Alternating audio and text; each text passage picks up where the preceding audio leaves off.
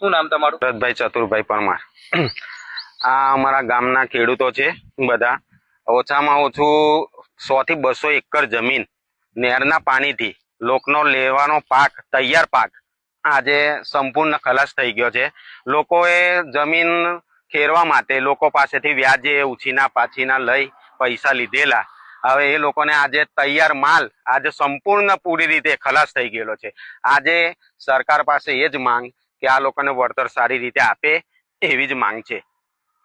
શું નામ કાકા તમારું? ગોવિંદભાઈ ક્યાં રહો છો? બોલકા।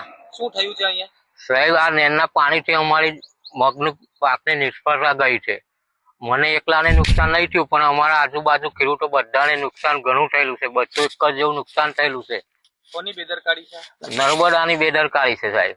જ્યારે જરૂરિયાત હોય પાણીની ત્યારે ખેડૂતને પાણી નથી મળતું, અને જ્યારે પાકવા આવે છે ત્યારે બિન છોડી મેલે છે એનું પાણી આ લોકો નહેરમાં। નહેર તૂટી જાય છે વારંવાર, એની કોઈ કાળજી લેતું જ નથી।